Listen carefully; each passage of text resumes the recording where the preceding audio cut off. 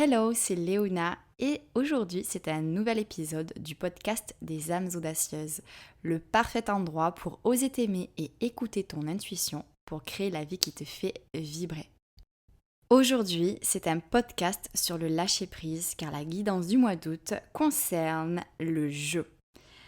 Amuse-toi, célèbre, ne sois pas si sérieuse. Alors, parlons-en dès maintenant.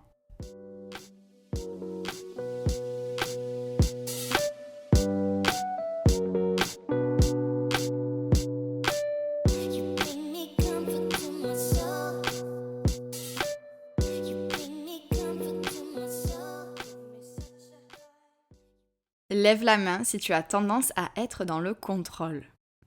Il y a encore quelques années, on m'aurait posé cette question, j'aurais levé les deux mains. Pas une, deux. Parce que le contrôle et moi, c'est une sacrée histoire. Qui finit bien, j'en parle plus tard. En tout cas, c'est marrant parce que suite au test de personnalité des audacieuses, il y a quasiment toutes les audacieuses qui m'ont dit avoir cette tendance. Cette tendance à avoir peur quand elles n'ont pas tout en main et qu'il y a de l'impro dans l'air. Alors sans forcément être une Monica dans toute sa splendeur, mais le besoin de contrôle est bien présent dans leur vie. Et je sais à quel point ça peut prendre le pas sur toute notre vie. Contrôler son temps, le déroulé des événements, son argent, son alimentation, son mari, ses enfants, ses amis. Le contrôle peut s'insinuer partout. Moi, c'était surtout sur le déroulé des événements. J'étais la reine des to-do list et des plans d'action planifiés au poil de chat. Prêts, restons polis. Bref, inutile de te dire que croire que l'on contrôle les événements est une grosse blague que nous joue notre ego. C'est même la blague du siècle. Je l'ai appris à mes dépens, mais quelle merveilleuse leçon. Une leçon d'humilité. Parce que rien n'est acquis. Rien n'est figé. Et c'est ça la magie de la vie. Et puis, ça nous ouvre la porte sur quelque chose de merveilleux qui ne demande qu'à nous guider, notre intuition. Je t'avais dit que cette histoire se terminait bien.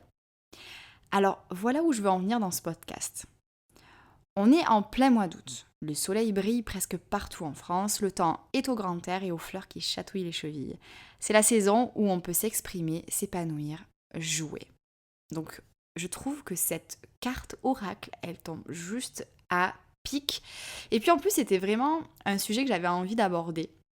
Le fait de arrêter de vouloir être dans le contrôle, de se lâcher la grappe, et de voir un petit peu comment les choses vont se dérouler, quelles sont les choses qui vont se passer si on se laisse vivre. Alors moi, je te propose quelque chose, c'est de lâcher prise. Lâcher prise, ça peut se faire en douceur, je te demande pas de devenir une autre personne, c'est pas du tout là où je veux en venir. Tu peux commencer à explorer ce qui se passe en toi en rentrant à nouveau en contact avec tes émotions et ton intuition, mais à ton propre rythme.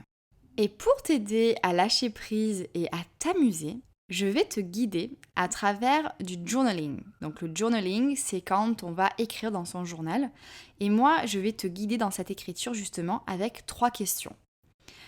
Alors, petite parenthèse, si tu écoutes ce podcast et que nous ne sommes pas au mois d'août, qu'on est en plein hiver, c'est également valable. Il n'y a aucun hasard dans la vie et si tu entends ces mots, c'est que tu as besoin de t'amuser et de lâcher prise à cet instant même. Donc voici la première question après cette petite parenthèse. Quelle manière d'être dans le contrôle ai-je besoin d'abandonner ? En gros, qu'est-ce qui te fait souffrir ?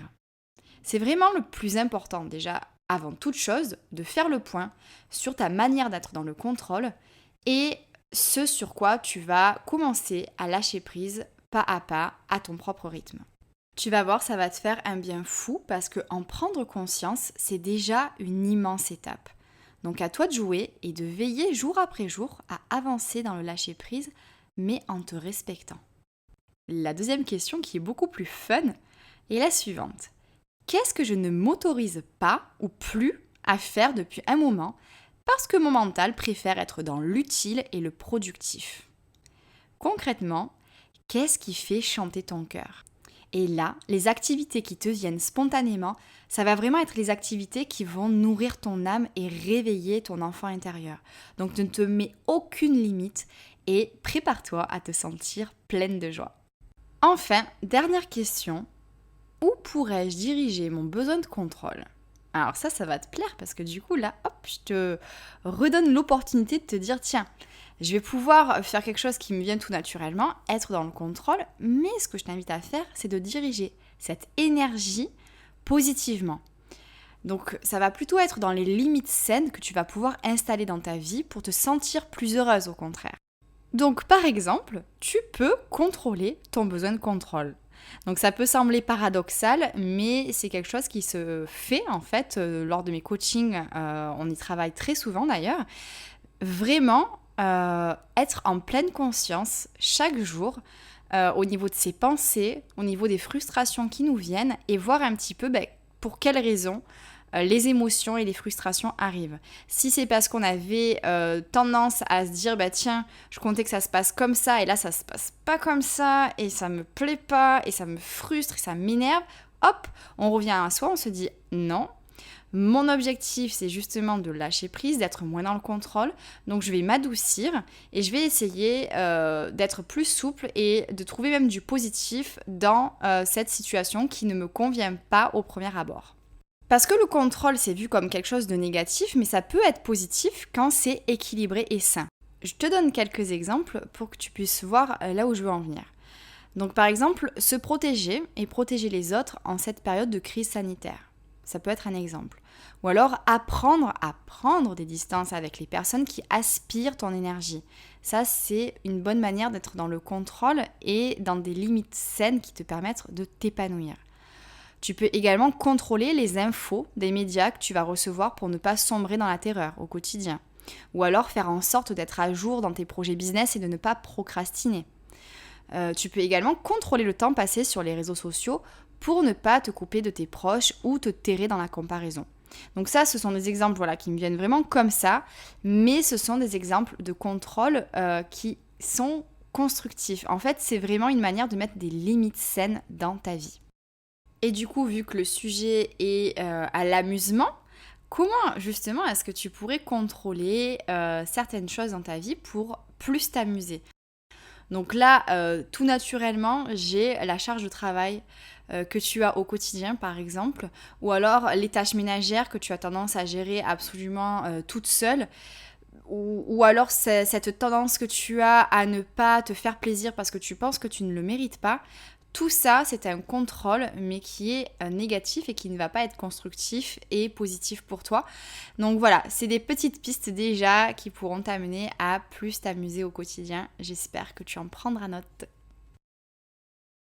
J'espère que ce podcast a résonné en toi, t'a poussé à la réflexion et surtout à l'écriture avec les 3 questions que j'ai partagées avec toi pour que tu puisses voir un petit peu où tu en es et ce que tu vas pouvoir mettre en place pour lâcher prise et t'amuser.